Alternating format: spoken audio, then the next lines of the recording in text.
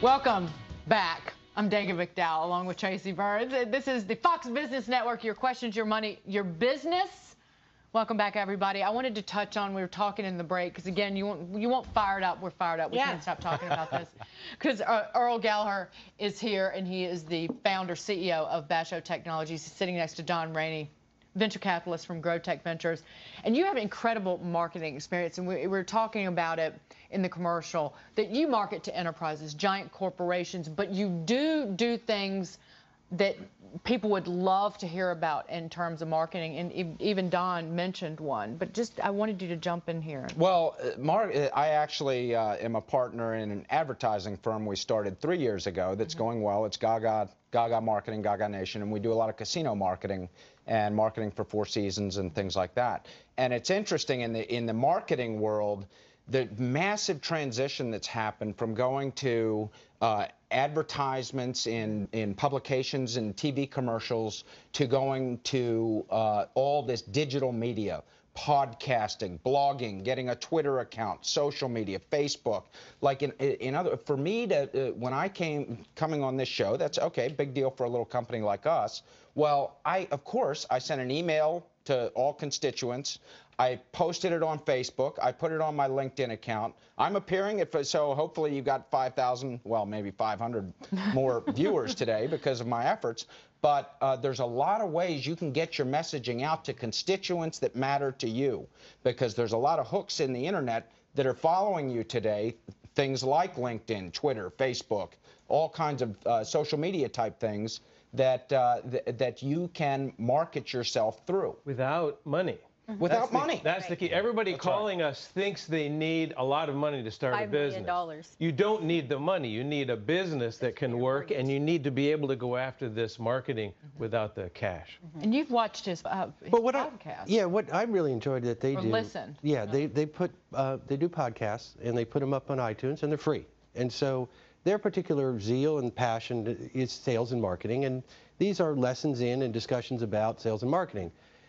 I love that as a marketing methodology, because if you're operating retail or you're operating anything for which it might be a hobby for people, or for which they might be a little intimidated to get started in whatever it is you're selling, a podcast allows them to quietly look in this, investigate it, discover it, and then to come into the store with questions. A lot of people are just introverted, a little shy, and you want to get them started on a hobby of skating, skiing, scrapboarding, and they want that first lesson to be done on their own. And then they say, hey, this is for me, and they can come in the store. So that is, in a retail operation or an e-commerce site, we've posted these podcasts that'll introduce you to what we do and what we're selling here, and download them for free, and it's just a discussion. It doesn't have to be high production value. You can do it on any Macintosh. Yep. When you become the educator to a constituent of people, you also create a heck of a loyal following that will follow you and support your business for years. That's a great point. The Basho Sales Warrior podcast, we have a community of 5,000 people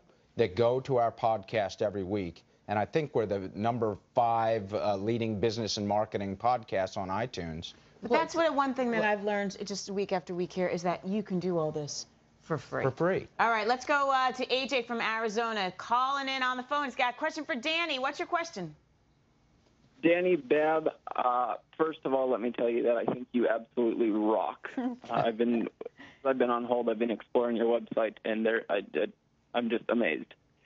Thank you. But enough buttering you up. My question to you is, I've been in the corporate world for about 11 years now, doing marketing and PR, and I need to get out. I'm just completely burned out of the corporate drama and politics. And so what I'd like to do is move towards a business of just consulting and just starting my own thing. You know, I don't want to have to try to raise $1 billion and buy a huge building. I want to be able to work from home in my pajamas and put on That's what I do. only when I need to go meet clients.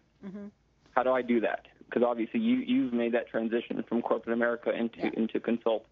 Well, first of all, congratulations, because I also got tired of those no talent ass clowns in corporate America, and I've been waiting all show to say that line. Yeah. Yeah. All right, so first of all, you have 11 years experience and 11 years of contacts in marketing and PR. So you're going to want to harness these contacts and begin to really take hold of them, note them, put them in Outlook, anything you can do to make sure that you take them with you. Then you're going to want to start to build this business on the side so you can still pay your bills, save as much money as you possibly can because you don't know when you're going to need it. And build the business on the side while you're still in corporate America. Now, you have a decision point at some point down the road, and that is your boss going to be friendly fire or going to be enemy fire? And if you decide the boss is enemy fire, you're going to want to keep this on the down low and not tell anyone. The boss is going to be friendly fire. He or she may be your biggest advocate to actually helping you market yourself when you leave. Like, you know, so AJ's leaving the business and we wish him well, and here's the name of his new company, and, you know, go for it, and that person can actually be your advocate. So you all have that decision point to make. When you know you have enough money, my rule was when I was making 50% of what I was making in corporate America in my side job, I quit corporate America and transitioned to my side job. And then I was able to put 150% effort into that to make it actually work. You have to figure out what that number is for you. But keep the contacts, make sure you stay in contact with them, get them all on LinkedIn, Facebook, all the social networking sites. You can make it clear when things are up and running. And also use this time, you know, I would go to lunch with one of my best friends there, and we would work on my website just to make sure that everything was up and running on launch day. So I wish you well. I think it's fantastic. First, it's also true that your first customer could be your current employer. Absolutely. A lot of people, because you're leaving a hole in that organization, they might at least for a while want to retain you in your new service. And the second thing is, don't buy a chair, don't rent an office, don't buy a desk, don't buy anything. Zero overhead until you get this thing up good cash flow. John, is it a really good time to be a consultant, though? I mean, no one wants to put payroll, the cover of Time, right? Benefits. You just cut all my costs. The cover of Time magazine this week is called "The Future of Work." I saw it. And basically, it means you work for nobody else. You work for yourself. You have no retirement plan. You never retire. But it's a lot of fun, and you can make a lot of money. And a lot of your clients may all be virtual, just like you're talking about, staying in your pajamas. That's honestly absolutely what I do a lot of the time. Working from bed. And people call us all the time trying to ask, how can I get somebody to do my PR and marketing with me? Those are your customers. Earl, right. I want you to weigh in. I want you to weigh in on this. Well, that's not really my. I know, no, but you know marketing and sales. You know how. Well, I agree with her. You run a business, and you run, and because he talks about working in the horrid corporate world, and that's part of your focus to make sure it doesn't turn into that. I know that you don't have, you know, it's well, not as big I think as the internet has permitted location to be less relevant. And so it's quite possible to go out and do your own thing now and not be as dependent upon where you're sitting. I think your counsel was the best, which is once you explore something, don't let go of your day job, because we've all got to make a living.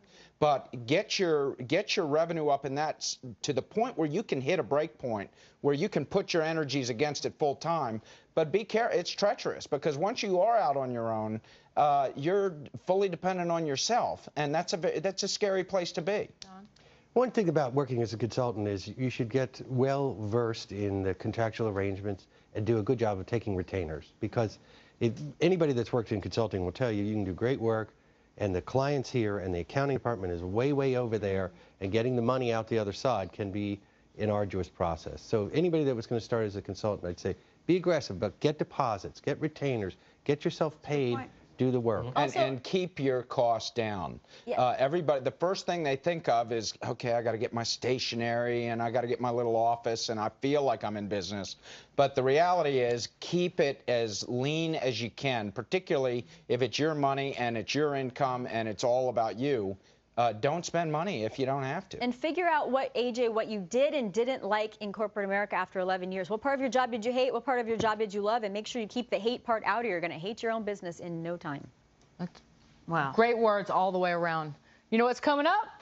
Don, get ready. The pitch. Next on Fox Business. The only place where you can pitch your idea to a venture capitalist. Love it. Stay with us.